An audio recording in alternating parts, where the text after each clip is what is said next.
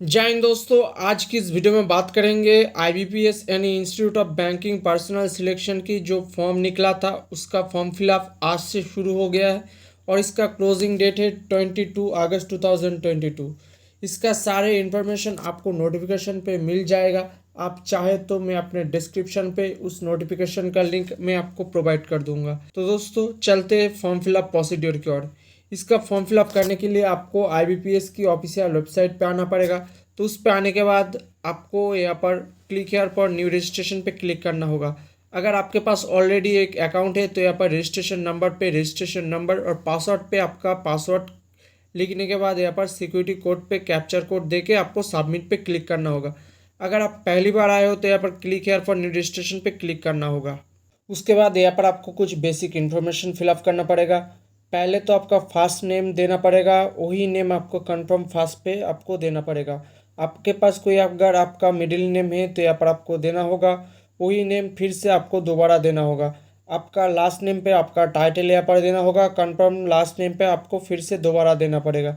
यहाँ पर आपका नेम शो हो जाएगा, एक बार चेक कर लेना। अब उसके बाद मोबाइल नंबर पे एक वैलिड मोबाइल नंबर देना होगा, वही मोबाइल नंबर आपको कंफर्म मोबाइल नंबर पे देना होगा। अगर आप ऑल्टरनेटिव मोबाइल नंबर देना चाहते हो तो यहाँ पर आप दे सकते हो। उसके बाद यहाँ पर आपका ईमेल आईडी जो है यहाँ पर आपको देना होगा। ध्यान रखना मोबाइल नंबर और ईमेल आईडी आपको वैलिड होना चाहिए। उसके बाद यहाँ पर आप अपना जो डोमेन है जीमेल, हॉटमेल, इन.com, live.com जो भी है यहाँ पर आप सिलेक्ट करके वही आपको कंफर्म ईमेल आईडी पे फिर से देना पड़ेगा। उसके बाद यहाँ पर सिक्योरिटी कोड पे आपको आपका जो कैप्चर कोड शो रहा है यहाँ पर देने के बाद आपको सेव एंड नेक्स्ट पे क्लिक करना होगा। उसके बाद यहाँ पर आपको ओके पर क्लिक कर देना होगा। उसके बाद फ़ोटो और सिग्नेचर अपलोड करना होगा, लेकिन उसके आगे आपको एक रजिस्ट्रेशन नंबर और पासवर्ड दिया गया है, ये आपको लिख लेना होगा। उसके बाद आपका फ़ोटो और सिग्नेचर अपलोड करना होगा। ध्यान रखना ये जेपीजी साइज में आपको अपलोड करना होगा। फ़ोटो का साइज़ आपको 20 KB से 50 KB के अंदर होना चाहिए और सिग्नेचर आपको 10 KB से 20 KB के अंदर आपको होना चाहिए और इसका नेम में कोई स्पेस ना हो। उसके बाद आपको अपलोड करने के बाद इस बॉक्स पे क्लिक करना होगा और उसके बाद आपको नेक्स्ट पे क्लिक करना होगा। उसके बाद यहाँ पर आपका कुछ बेसिक इन्फॉर्मेशन यानी क्वालिफिकेशन देना पड़ेगा। आपका जो कास्ट है general, EWS, OBC, ST, SC जो है वो आपके हिसाब से सिलेक्ट करना पड़ेगा। उसके बाद यहाँ पर are you person with benchmark disability of 40% and above, यानी आपका डिसेबिलिटी है तो आपका डिसेबिलिटी 40% के नीचे है कि अबव है, उसके हिसाब से आपको सिलेक्ट करना पड़ेगा। अगर 40% से ज़्यादा है तो आपको येस करना होगा, अगर नहीं तो आपको नो पर क्लिक करना होगा। अगर येस तो यहाँ पर टाइप ऑफ डिसेबिलिटी सिलेक्ट करके आपको देना होगा। अगर आपका डिसेबिलिटी क्या है, HI, VI, locomotor disability, ID and others जो है यहाँ पर आपको सिलेक्ट करना होगा। उसके बाद यहाँ पर सब टाइप ऑफ डिसेबिलिटी जो है यहाँ पर आपको सिलेक्ट करना पड़ेगा। अगर नहीं तो आपको सीधा नो कर देना होगा। उसके बाद यहाँ पर आपको फिजिकली हैंडीकैप है तो उसके हिसाब से यहाँ पर आपको सिलेक्ट करना पड़ेगा। Are you suffering from cerebral palsy, यानी आप सेरिब्रल पाल्सी से सफरिंग कर रहे हो कि नहीं, इसके हिसाब से आपको देना पड़ेगा। अगर येस तो येस, नहीं तो आपको सीधा नो कर देना होगा। उसके बाद अगर आपका येस है तो यहाँ पर compulsory of time of examination, यानी आप एग्ज़ाम दे सकते हो कि नहीं तो आपको देना पड़ेगा। आपके हिसाब से यहाँ पर चूज़ करना पड़ेगा। आप dominating and writing hand effect पे आपका कोई प्रॉब्लम है तो येस करना होगा, नहीं तो आपको नो कर देना होगा। उसके बाद आपका time of examination compulsory time है तो आपको देना होगा, नहीं तो आपको नो कर देना होगा। उसके बाद यहाँ पर गाइडलाइन दिया गया है, यहाँ पर आपके हिसाब से चूज़ करना होगा। आप 1984 राइट्स में जो दंगे हुए थे उसमें आपका फैमिली का कोई मेंबर था कि नहीं, आपको हिसाब से चूज़ करना पड़ेगा। अगर येस तो येस, नहीं तो आपको सीधा नो कर देना होगा। आप एक सर्विसमैन है तो ये येस करना होगा, नहीं तो आपको नो कर देना होगा। अगर एक सर्विसमैन है तो ये यहाँ पर आपके हिसाब से यहाँ पर आपको देना होगा आपका सर्विस जो क्वालिफाइंग था एक सर्विसमैन में, तो उसके हिसाब से यहाँ पर आपको सिलेक्ट करना पड़ेगा। उसके बाद डेट ऑफ रिलीफ, यानी आप कब आपका टाइम पीरियड ख़त्म हो गया है, इसके हिसाब से यहाँ पर डेट, मंथ, ईयर आपको सिलेक्ट करना पड़ेगा। अब अगर आप गवर्नमेंट जॉब है तो आपको येस करना होगा, नहीं तो आपको उसके बाद नो कर देना होगा। आपका रिलीजन चूज़ करना पड़ेगा, हिंदू, मुस्लिम, क्रिस्टन है, यहाँ पर आपके हिसाब से चूज़ करना पड़ेगा। अगर आप माइनॉरिटी कम्युनिटी से आते हो तो यहाँ पर आपको येस करना होगा, नहीं तो आपको नो।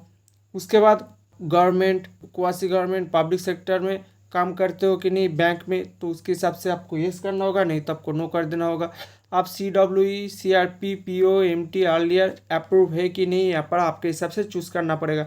आपने कभी इसके पहले कितना अटेम्प्ट किया है तो आपको देना पड़ेगा। अगर एक भी नहीं तो आपको नो कर देना होगा। अगर येस तो यहाँ पर आपको लिख देना होगा।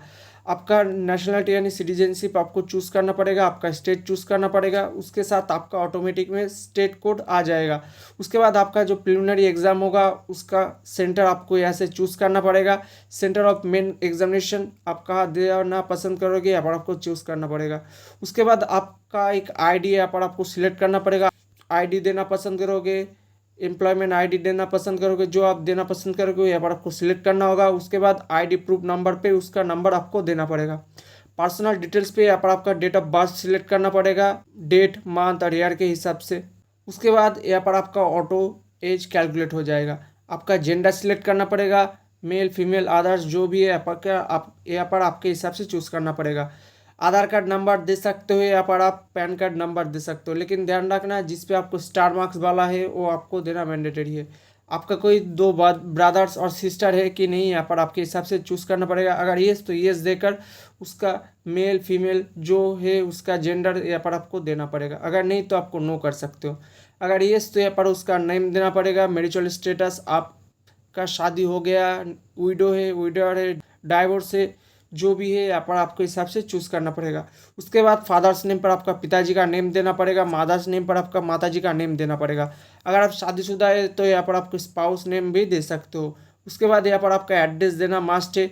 एड्रेस 1 पे स्टार मार्क्स है, ये यहाँ पर आपको देना मैंडेटरी है। और अलग से आपको स्टार एड्रेस देना चाहते हो तो यहाँ पर आप एड्रेस 2 एड्रेस 3 पर दे सकते हो। उसके बाद यहाँ पर आपका डिस्ट्रिक्ट लिखना होगा, आपका स्टेट चूज़ करना पड़ेगा, पिन कोड देना होगा। अगर आपका करस्पॉन्डेंट एड्रेस और परमानेंट एड्रेस अगर सेम है तो आपको बॉक्स पे क्लिक करना होगा, नहीं तो इसके हिसाब से आपको फिर से आपको आपके हिसाब से आपका एड्रेस देना पड़ेगा।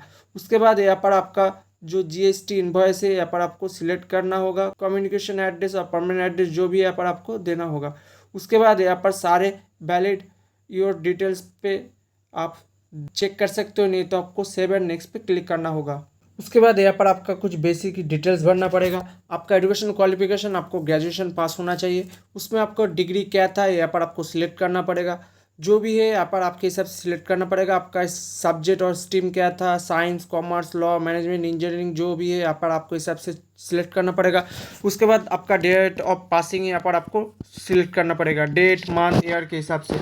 आपका कितना परसेंटेज मिला था यहाँ पर आपको सिलेक्ट करना पड़ेगा। Class first class second class third class जो भी है यहाँ पर आपको सिलेक्ट करना पड़ेगा।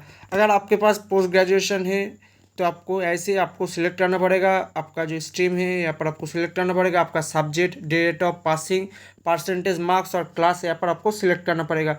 अगर आपके पास प्रोफेशनल क्वालिफिकेशन अदर्स है तो यहाँ पर आप उसके हिसाब से आप दे सकते हो। उसके बाद आपका कोई कंप्यूटर नॉलेज में एक्सपीरियंस है तो आपको येस करना होगा, अगर नहीं तो आपको नो कर देना होगा।